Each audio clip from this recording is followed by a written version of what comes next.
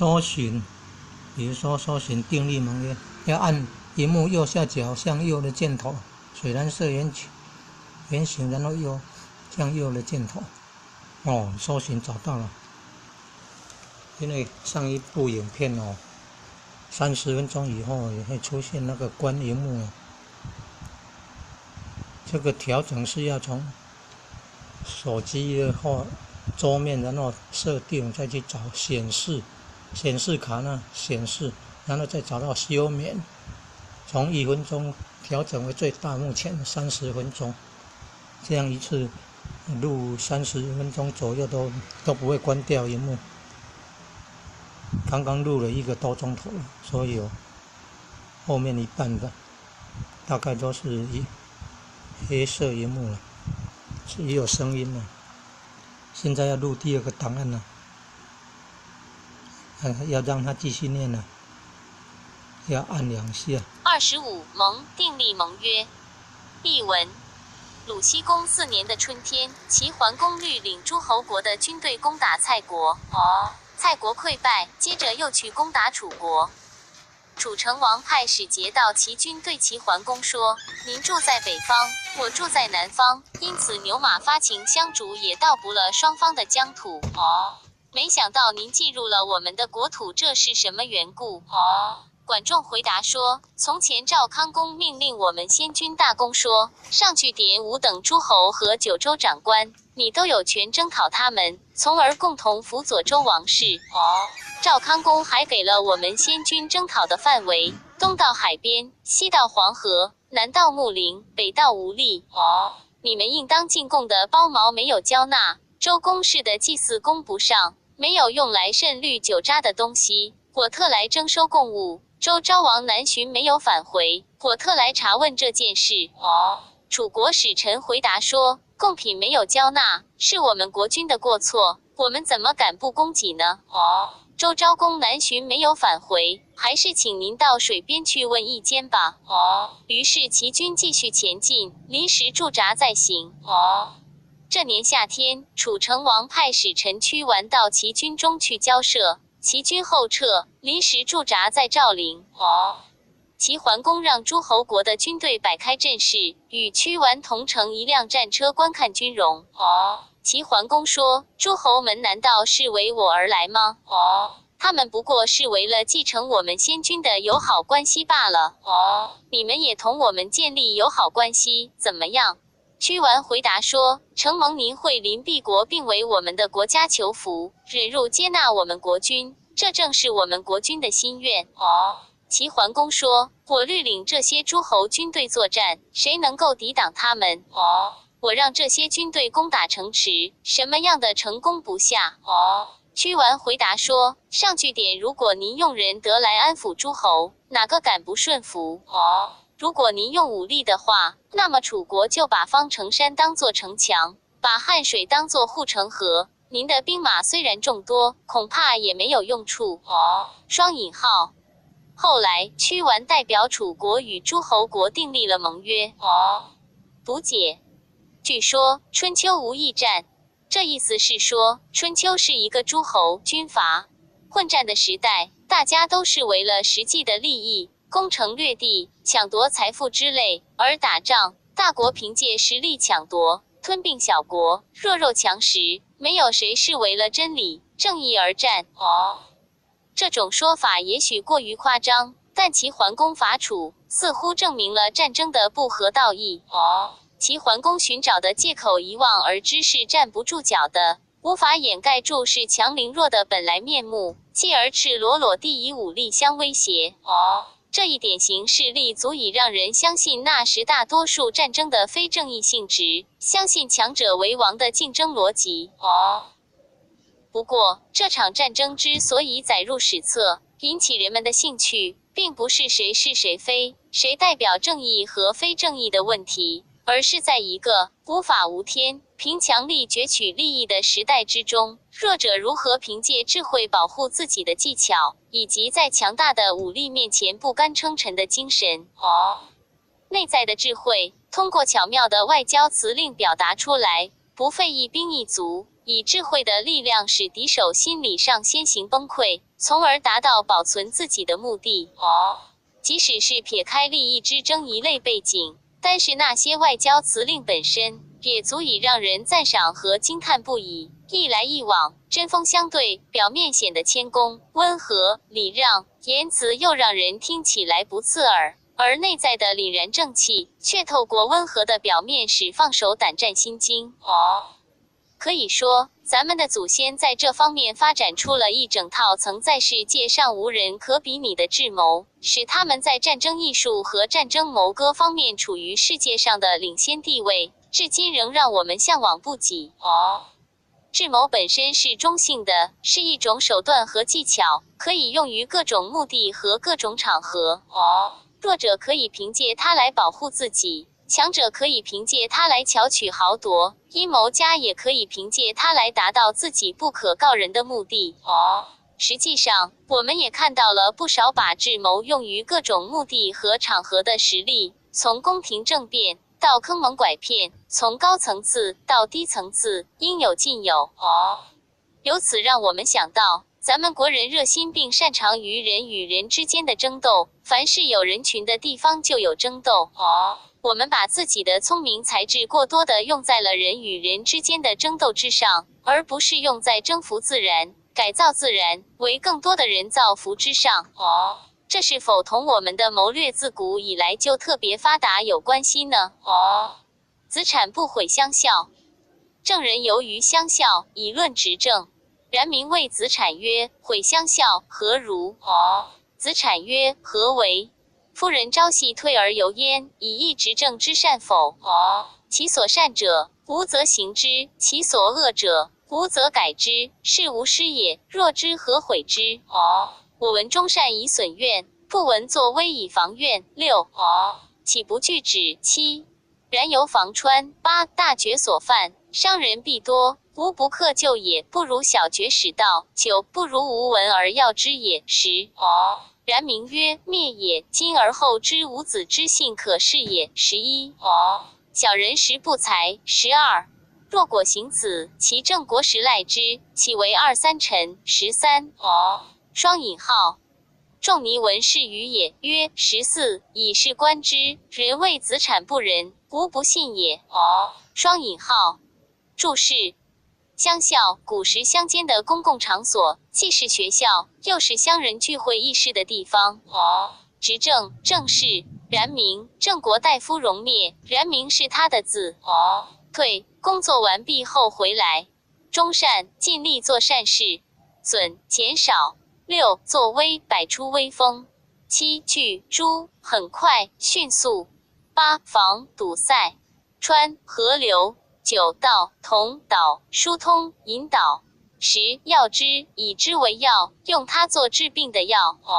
11. 信，确实，的确，可是，可以成事。12. 小人，自己的谦称。不才，没有才能。13. 2、3，这几位。14. 仲尼，孔子的字。孔子当时只有10岁，这话是后来加上的。译文：郑国人到乡校休闲聚会，议论执政者施政措施的好坏。郑国大夫然明对子产说：“把乡校毁了，怎么样？”子产说：“为什么毁掉？人们早晚干完活而回来到这里聚一下，议论一下施政措施的好坏。他们喜欢的，我们就推行；他们讨厌的，我们就改正。这是我们的老师，为什么要毁掉它呢？我听说尽力做好事以减少怨恨，没听说过依权仗势来防止怨恨。难道很快制止这些议论不容易吗？然而那样做就像堵塞河流一样，河水大决口造成的损害，伤害的人必然很多，我是挽救不了的，不如开个小口导流，不如我们听取这些议论后把它当作治病的良药。然明说：“我从现在起才知道您确实可以成大事。小人确实没有才能。如果真的这样做，恐怕郑国真的就有了依靠，岂止是有利于我们这些臣子。”双引号。孔子听到了这番话后说：“照这些话看来，人们说子产不仁，北打下如孤。曹刿论战。左传。作者小传。左传传说是春秋末鲁国史官左丘明所作，但对这书作者历来有争议。一般认为这部著作是战国初期的一位历史学家、散文家的作品。书名原为《左氏春秋》，后人把它配合《春秋》作为解经之作，称为《春秋左氏传》，简称左传。作者写这部书的目的，并不全是为解经而作，而是从历史家的角度，采取《春秋》的大纲，再参考当时的许多史籍而写成的。因此，左传大大丰富了《春秋》的内容。有些内容与《春秋》的记载是一致的，有些则与《春秋》不一致，并比《春秋》多写了13年。左传是一部编年体史书，保存了我国自西元前722年以下200多年的许多史料，比较详细而完整地反映了春秋时期列国之文政治、军事、外交以及经济、文化等方面的一些情况。左传是研究我国古代社会很有价值的历史文献。它的文学价值很高，即善于用简洁的语言写出纷繁复杂的历史事件，特别善于描写战争，也善于刻画人物的细微动作和心理活动，对后代散文的发展有很大影响。题解：鲁庄公10年，西元前684年，齐桓公借口鲁国曾经帮助过同自己争做国君的公子纠，出兵进攻鲁国。当时齐强鲁弱，鲁国处于防御地位。本文记述曹刿向鲁庄公献策，终于在长勺之战中，使弱小的鲁国击败了强大的齐国的进攻，反映了曹刿的政治远见和卓越的军事才能。本文意在表现曹刿的远谋，故仅仅围绕论战来选取材料。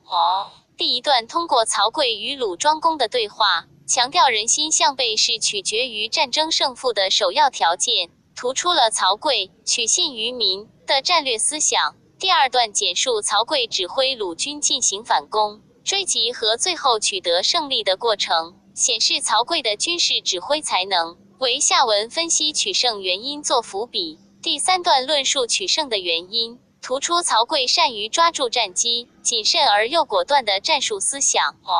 全文叙事清楚、详略得当，人物对话准确生动，要言不凡，是左传中脍炙人口的名篇。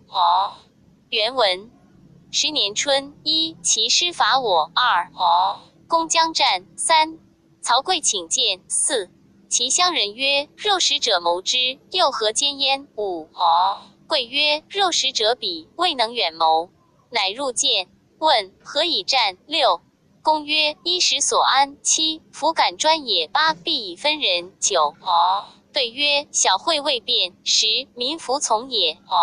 公曰：牺牲玉帛，夫敢加也，必以信。11对曰：小信未服。12神服服也。13公曰：小大之欲，虽不能察，必以情。14对曰：忠之属也，可以一战。战则请从。双引号。公与之成，战于长勺。15公将鼓之。16刿曰：未可。其人3鼓，刿曰：可以。其师败击，公将持之。17刿曰：未可。下视其辙。18登视而望之。19曰：可以。遂逐其师。既克，公问其故。对曰：夫战，勇气也，一鼓作气，再而衰，三而竭，彼竭我盈。20故克之。夫大国难测也，具有服焉。吾视其辙乱，望其其米，故逐之。双引号。选自13经注书本左传。译文：鲁庄公10年的春天，齐国的军队攻打鲁国，鲁庄公准备迎战。曹刿请求觐见，他的同乡对他说：大关门自会谋划这件事的，你又何必参与其间呢？曹刿说：大关门目光短浅，不能深谋远虑。于是入宫觐见鲁庄公。曹刿问鲁庄公：您凭什么条件同齐国打仗？庄公说：衣食这类用来养生的东西，我不敢独自亨用，一定把它分给别人。曹刿回答说：这是小恩小惠，不能骗及百姓，百姓是不会跟从您的。庄公说：祭祀用的牛羊、玉帛之类，我不敢虚报，一定对神诚实。曹刿回答说：这是小信用，还不能使神信任您，神是不会保佑您的。庄公说：对于大大小小的诉讼案件，我虽不能一一明察，一定诚心诚意来处理。曹刿回答说：这是忠于职守的一种表现，可以凭这个条件打一仗。作战时请让我跟从您去。鲁庄公和曹刿同乘一辆战车，在长勺和齐军作战。一开始，鲁庄公就要击鼓进军，曹刿说还不行。齐军击鼓3次后，曹刿说可以击鼓进军了。齐军被打得大败，鲁庄公就要下令驱车追击齐军，曹刿说还不行。曹刿下车看了看地上齐军战车斩过的痕迹，又登上车前的横木远望齐军撤退的情况，说可以追击了。于是追击齐军。战胜以后，鲁庄公问取胜的原因，曹刿回答说：打仗是靠勇气的，第一次击昆鼓，能够振作士兵的勇气；第二次击鼓，士兵的勇气就减弱了；第三次击鼓后，士兵的勇气就消耗完了。他们的勇气已经完了，我们的勇气正旺盛，所以战胜了他们。但大国难以捉摸，恐怕有埋伏。我看到他们战车的车轮痕迹很乱，望见他们的军旗也已经倒下了，所以下令追击他们。双引号。陈必祥。注释：1. 10年，鲁庄公10年，西元前684年。2. 齐师，齐国的军队。齐在今山东省中部，我指鲁国。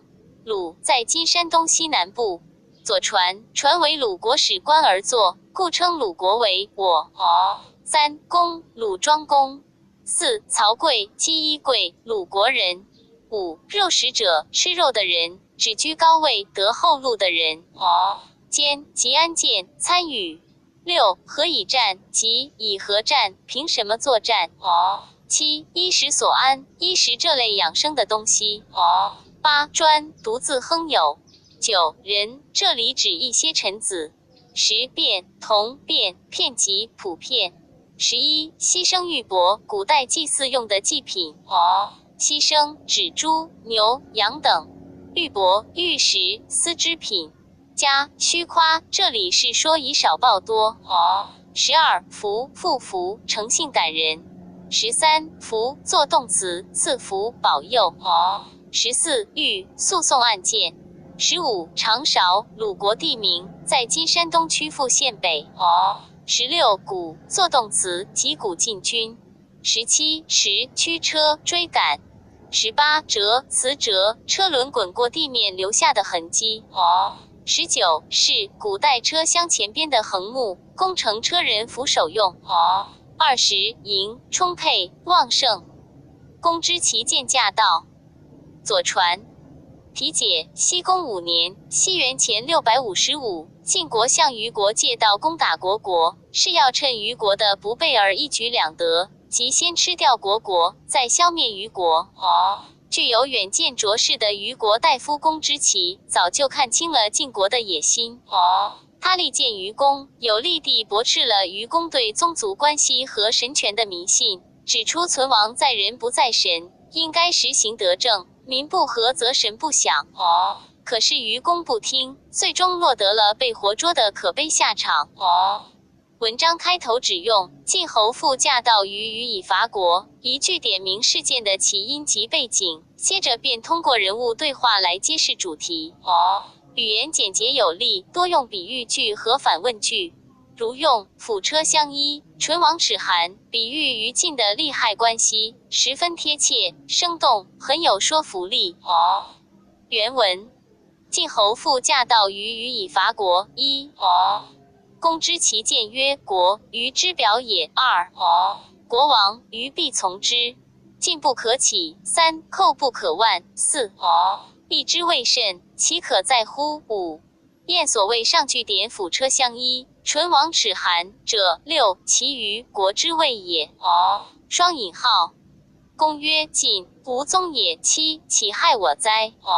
对曰：大伯于众，大王之招也。八，大伯不从，是以不嗣。九，国仲，国属，王继之墓也。十，为文王卿士，勋在王室，藏于蒙府。11，将国事灭。12，何爱于虞？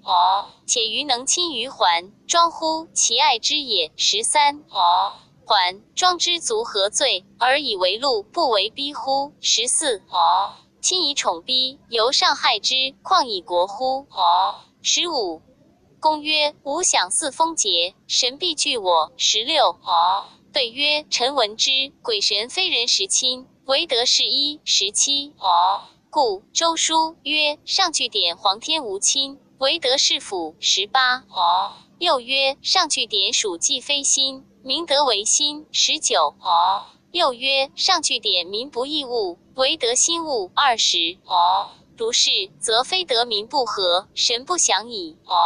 神所逢一。21，将在德矣。若进取于而民得以见馨香，神其兔之乎？22，弗听，许进使。公知其以其足行。23，曰：余不腊矣。24，在此行也，进不更举矣。25，冬12月丙子朔。26，晋灭国，国公丑奔京师。27，师还管于28，遂袭于灭之。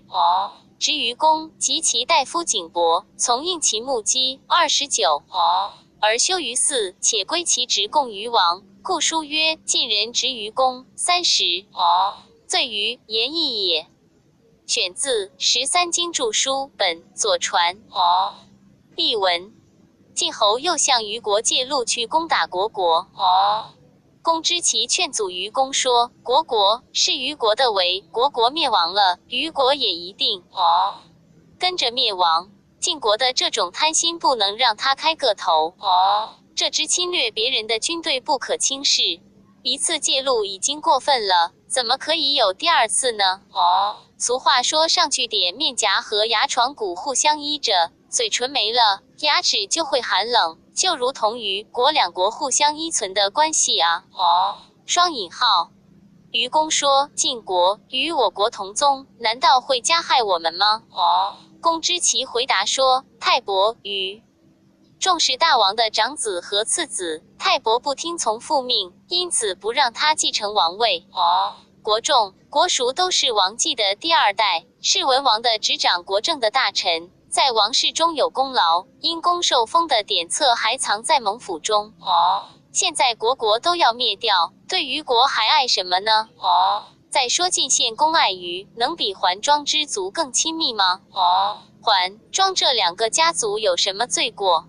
可晋献公把他们杀害了，还不是因为近亲对自己有威胁才这样做的吗？近亲的势力威胁到自己，还要加害于他们，更何况对一个国家呢？双引号。虞公说：我的祭品丰盛清洁，神必然保佑我。公子奇回答说：我听说鬼神不是随便亲近某人的，而是依从有德行的人。所以周书里说，上句点上天对于人没有亲疏不同，只是有德的人上天才保佑他。又说上句点属既不算芳香，只有美德才芳香。又说上句点人们拿来祭祀的东西都是相同的，但是只有有德行的人的祭品才是真正的祭品。如此看来，没有德行，百姓就不和，神灵也就不享用了。神灵所凭依的就在于德行了。如果晋国消灭虞国，崇尚德行，以芳香的祭品奉献给神灵，神灵难道会吐出来吗？双引号。虞公不听从公之奇的劝阻，答应了晋国使者借路的要求。公之奇带着全族的人离开了虞国。他说：虞国的灭亡，不要等到岁终祭祀的时候了。晋国只需这一次行动，不必再出兵了。双引号。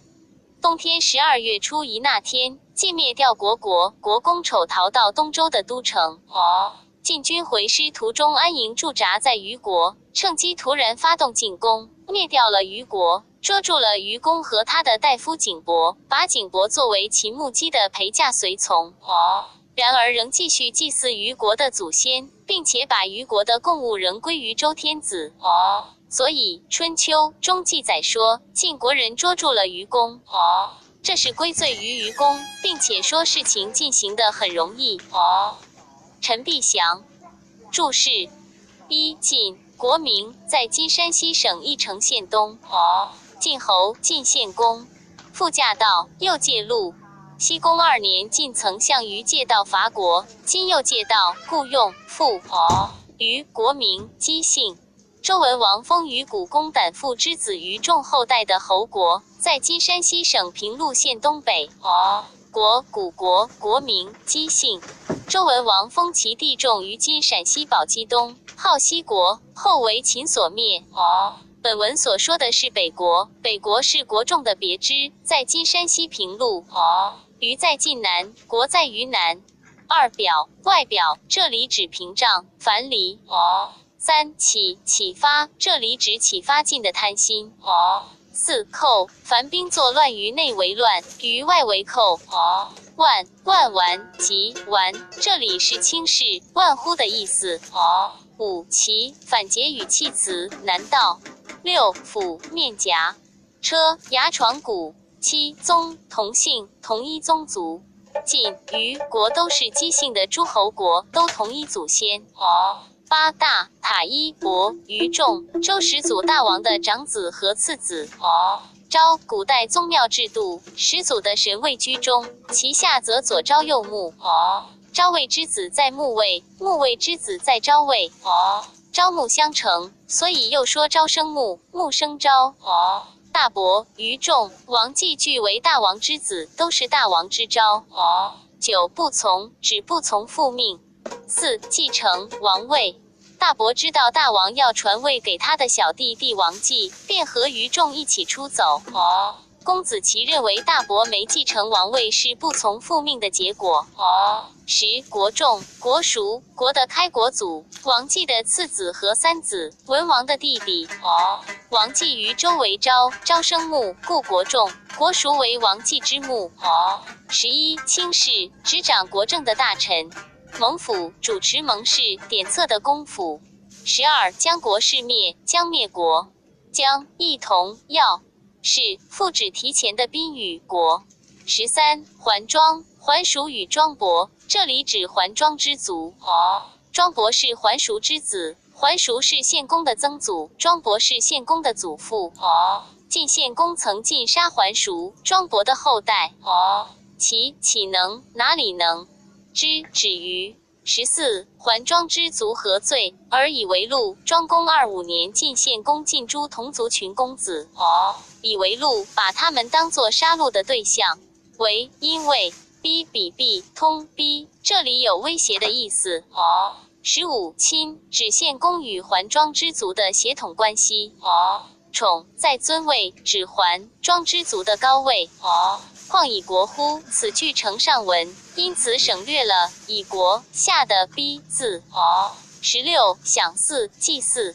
节，及，同，节。据我，依从我，即保佑我。17、时，同，是，复指提前的宾语。18、皇，大，辅佐，这里指保佑。所引，周书，以王义，这两句引见为古文，尚书，下同。19、黍，黄年米，季，是季，不年的黍子，黍季这里泛指五谷。辛，克辛，浓郁的香气。20、异物，改变祭品。1、义，句中语气词。21、逢，同，平。22、明德，使得名。辛香，指属祭。其，语气词，加强反问。兔，指不识所记之物。23、以，介词，表律领。以其足行，指律领全族离开于。24、腊，岁中祭祀。这里用作动词，指举行腊祭。25、此句以下有删节。26丙子，12月初一正逢干支的丙子。朔，每月初1日。27丑，国公明。京师，东周都城，今河南洛阳。28馆，为宾客门社的住处。这里用作动词，驻扎的意思。29应，驻应，陪嫁的奴隶。秦穆姬，晋献宫女，嫁秦穆公。30书，指春秋经文。子虞论战。左传。题解：西元前638年，宋、楚两国为争夺中原霸权，在洪水边发生战争。当时郑国亲近楚国，宋襄公为了削弱楚国，出兵攻打郑国。楚国出兵攻宋救郑，就爆发了这次战争。当时的形势是楚强宋弱。战争开始时，形势对宋军有利，可宋襄公死抱住所谓君子不乘人之危的迂腐教条不放，拒绝接受子虞的正确意见，以致贻误战机，惨遭失败。子虞的观点和宋襄公的迂直形成鲜明对比。子虞，宋襄公同父异母兄穆仪的字。他主张抓住战机，攻其不备，先发制人，彻底消灭敌人的有生力量，这样才能夺取战争的胜利。文章前半部分叙述战争经过及宋襄公惨败的结局，后半部分写子虞驳斥宋襄公的迂腐论条。总的先说君位之战，后分驳不以阻碍，不鼓不成列，再驳不擒二毛，不重伤，最后指出正确的做法。寥寥数语，正面反面的议论都说得十分透辟。原文：宋公及楚人战于洪。1. 宋人既成列，楚人谓季季。2. 司马曰：3. 彼众我寡，及其谓季季也，请及之。公曰：不可。季季而未成列，又以告。公曰：未可。季臣而后及之。4. 宋师败击。公伤谷。5. 门关兼焉。6. 国人皆救公。公曰：君子不重伤。7. 不擒二毛。8. 鼓之为君也，不以阻碍也。寡人虽亡国之余。9. 不鼓不成列。10. 双引号。子虞曰：君位之战，情敌之人。11. 爱而不列。12. 天赞我也。13. 阻而鼓之，不亦可乎？有惧焉，且今之情者，皆我敌也。虽及虎狗。14. 或则取之，何有于二毛。15. 明耻教战，求杀敌也。伤未及死，如何勿重？若爱重伤，则如勿伤；爱其二毛，则如服焉。16. 三军以利用也。17. 今鼓以生气也。18. 利而用之，阻碍可也；生胜制之，鼓可也。19. 双引号。选自《13经注书本左传》。译文：宋襄公与楚军在洪水作战，宋军已摆好了阵势，楚军还没有全部渡过洪水。担任司马的子虞对宋襄公说：对方人多而我们人少，趁着他们还没有全部渡过洪水，请您下令进攻他们。宋襄公说：不行。